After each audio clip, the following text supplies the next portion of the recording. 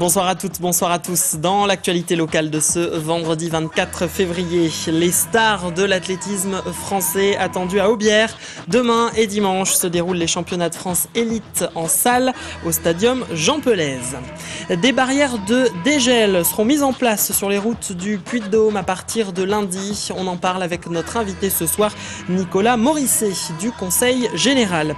Et puis Sting, le célèbre chanteur, est en concert ce soir au Zénith d'Auvergne. Rencontre avec des fans qui attendent depuis ce matin devant la salle pour avoir les meilleures places. C'est la 6e fois que le stadium Jean Pelaise à Aubière accueille les championnats de France d'athlétisme élite en salle. L'événement aura lieu demain et dimanche. Des stars de l'athlétisme français sont attendues, comme nous l'explique tout de suite Grégory Gomez depuis le stadium Jean Pelaise. Oui, c'est un très beau plateau qui sera présent ici à Clermont avec notamment les chefs de file de l'athlétisme français, du sprint français, je nommé Christophe Lemaître et Christine Aron. Absent en revanche du sprint français, c'est Jimmy Vico, celui qui titille Christophe Lemaître dans sa propre discipline, s'est blessé il y a quelques jours, il sera donc absent ici à Clermont. Une absence remarquée aussi, celle de Teddy Tamgo. Il avait ici même au stadium Jean Pelaise la saison dernière battu le record du monde en salle du triple saut. Malheureusement, à la suite d'une altercation avec une athlète et son entraîneur, il est suspendu jusqu'aux Jeux Olympiques de cet été.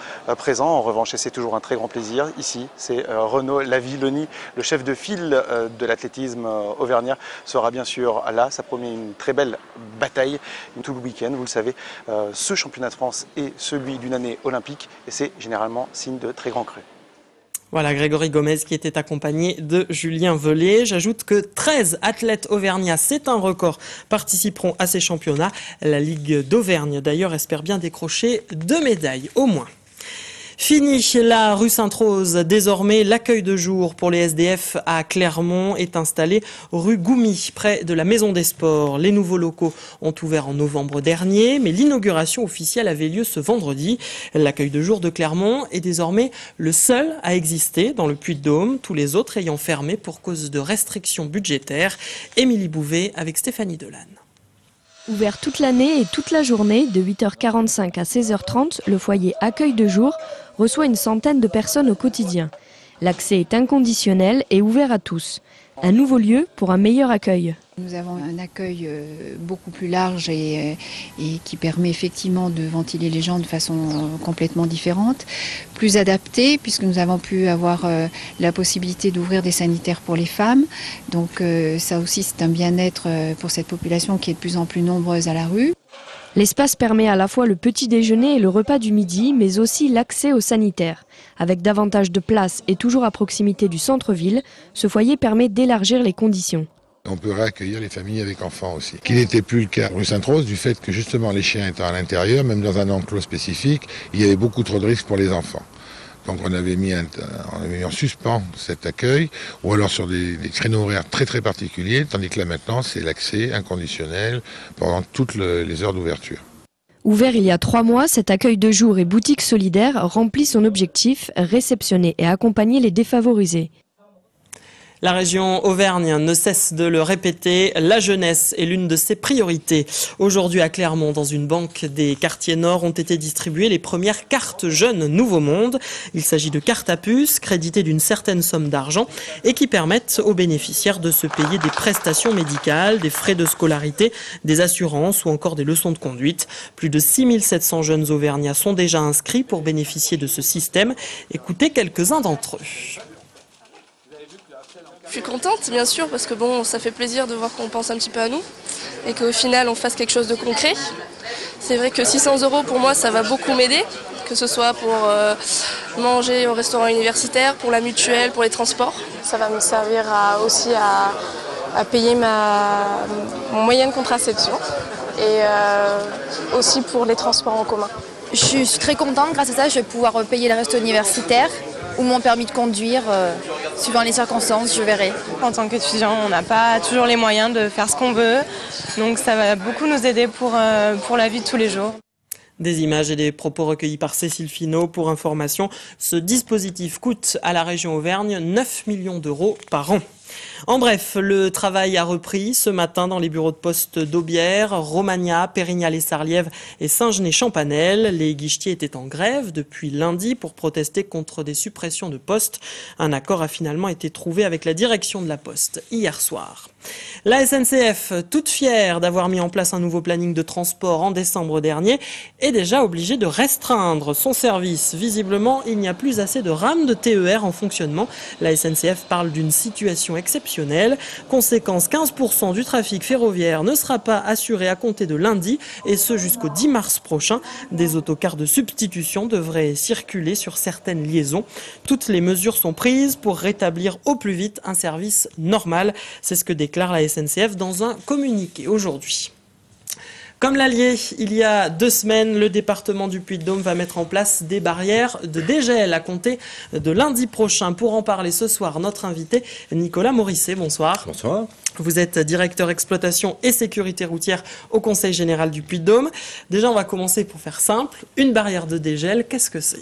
Alors, une barrière de dégel, c'est une restriction de circulation pour les poids lourds afin de protéger en fait, le patrimoine routier qui est contre les agressions en fait, dues à ce dégel et dues au poids des véhicules en fait, qui déforment la chaussée en période de dégel. Restriction de circulation, ça veut dire quoi? Que des panneaux sont installés et des routes sont interdites concrètement? Alors concrètement, c'est un arrêté du président du Conseil général.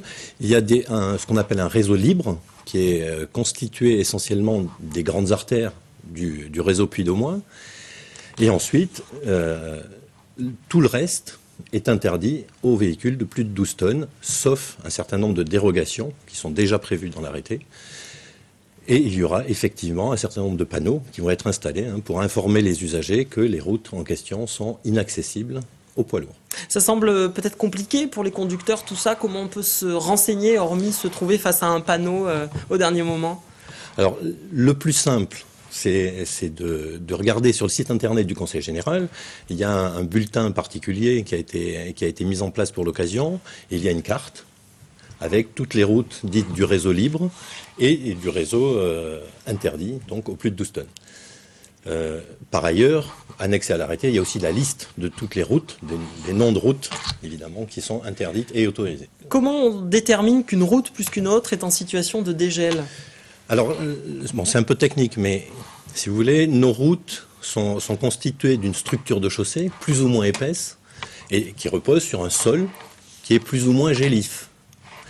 Donc, plus la structure de chaussée est épaisse, moins elle nécessite de prendre de précautions, on va dire, plus elle est solide, toute seule, plus elle est fine, plus on a besoin de prendre des précautions. Donc ensuite, on mesure la profondeur de gel, on mesure le moment où ça commence à dégeler, on mesure aussi régulièrement la portance, ce qu'on appelle la portance de la chaussée, savoir si elle se déforme beaucoup, sous l'effet du poids des camions. Et en fonction de ça, on décide qu'il faut fermer, parce que sinon on casse tout simplement, on casse la route. Alors on est bien d'accord, ce sont que des restrictions uniquement pour les poids lourds, ça ne concerne pas les automobilistes classiques, les véhicules légers? En aucune façon, c'est à partir de 12 tonnes. Et alors si jamais un poids lourd s'aventure sur l'une de ces routes, qu'est-ce qui lui arrive? Alors qu'est-ce qui lui arrive? C'est comme toute infraction au code de la route, c'est-à-dire que s'il ne se fait pas prendre, il lui arrive pas grand-chose, mis à part qu'il peut casser la route et donc être en difficulté parce que la route sera déformée. S'il se fait attraper, il risque une amende de 5e classe, c'est-à-dire, ça passe au tribunal, c'est au maximum 1 500 €. Et si un poids lourd passe quand même sur la route, détruit la route, vous avez la possibilité de vous retourner contre lui pour payer les dommages? Alors, si on le constate nous-mêmes, on a des agents assermentés qui peuvent constater l'infraction. Et ensuite, c'est au tribunal de juger s'il doit indemniser le Conseil général. Comment se fait-il qu'il y ait eu un décalage entre la mise en place de ces barrières de dégel dans l'Allier et le Puy-de-Dôme? Alors, c'est une question de géographie, de géologie et de météorologie. C'est un peu tout ça. C'est vrai que le Puy-de-Dôme est un département, tout le monde le sait, très haut, en fait, par rapport, je parle au niveau routier, par rapport à d'autres départements. Et donc c'est vrai qu'on a un phénomène qui était un petit peu décalé dans le temps. D'accord. Et donc on se rend compte que nos mesures de portance, par exemple, qu'on a faites cette semaine, commencent à montrer la dégradation, ce qui nous tend à nous démontrer qu'on n'avait pas entièrement tort. D'attendre un petit peu. D'attendre un peu et Très bien. de faire ça lundi. Nicolas Morisset, merci d'être venu dans ce JT.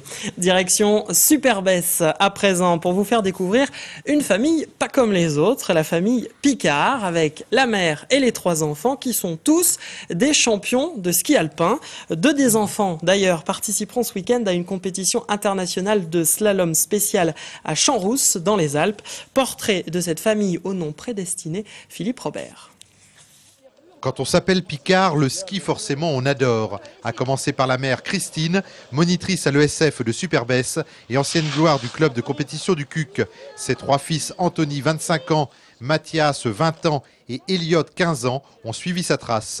Piqués par le virus dès l'âge de 3 ans, ils ont tous atteint le sommet au niveau régional. Ce sont des champions au niveau auvergnat, on peut dire ça. Moi, en tant que maman, j'ai préféré les garder en Auvergne, qu'ils fassent du ski en Auvergne, qu'ils ont pu acquérir un bon niveau, mais on n'a pas joué la carte alpine parce que, effectivement, moi, je voulais pas m'en séparer. Cette année, Mathias et Elliot ont décroché le titre de champion d'Auvergne en géant. Une belle récompense pour le petit dernier de la fratrie. J'ai toujours regardé mes frères avec beaucoup d'admiration et j'ai toujours voulu skier comme eux. Et donc du coup, quand j'étais tout petit, je skiais toujours derrière eux et j'ai pris un peu leur posture, leur habitude. Donc maintenant, je suis très fier de skier comme eux. Mathias poursuit la compétition tout en enseignant pendant les vacances pour transmettre sa passion du ski aux enfants. Son grand frère Anthony est pour lui un modèle, mais c'est avec Elliot qu'il se retrouve le plus souvent sur les pistes. Et entre les 2 frères, point de rivalité, plutôt de l'émulation. Avec Elliot, il y a forcément un petit esprit de compétition, mais malgré tout, je reste le grand frère et ça me pose pas de problème qu'il soit derrière moi ou qu'il me batte. C'est beaucoup de fierté quand il me bat. Elliot et Anthony sont également très liés. Et pourtant, l'aîné des Picards a arrêté la compétition il y a plusieurs années pour se consacrer à ses études de pharmacie. Lui aussi a été champion d'Auvergne de géant en 2006. Et pendant les vacances, il troque la blouse blanche contre la célèbre combinaison rouge. C'est très intéressant aussi l'enseignement parce qu'on n'a jamais le même public en face de nous, que ce soit des enfants, des adultes, des jeunes. C'est très divers et puis en plus dans des conditions comme ça, c'est vraiment un réel plaisir, quoi. Sergio Dangeroni entraîne actuellement Mathias et Elliot et a couru avec Anthony. Pour lui, ce qui caractérise la famille Picard, c'est une passion débordante pour la glisse. Christine et ses 3 fils vont donc continuer très longtemps à dévaler les 43 km de piste de la station de Superbès.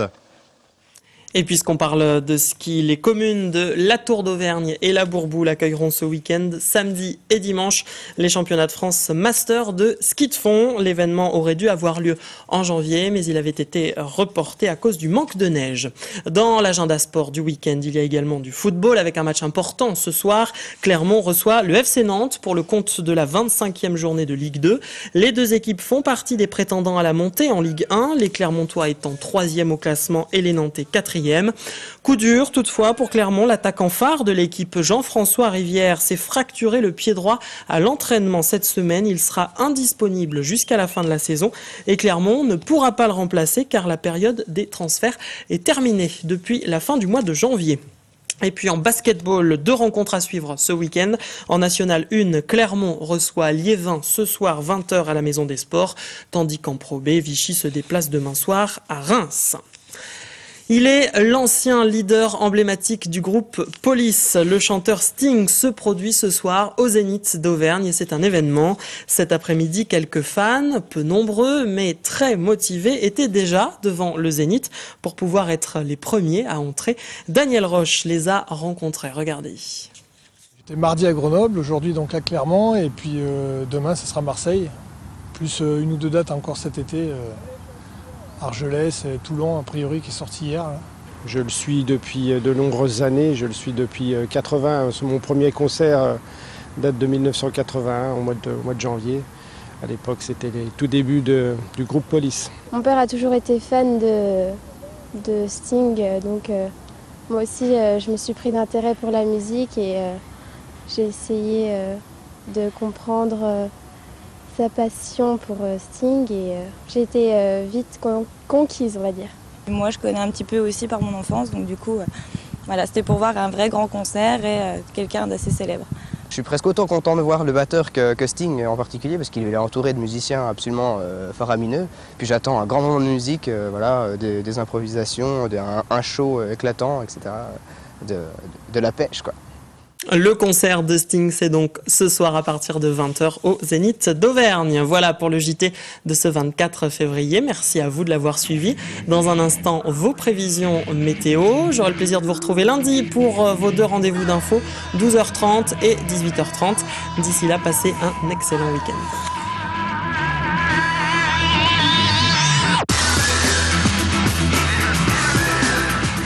Toute l'actu locale est aussi en ligne. Retrouvez votre JT sur clermontpremière.com.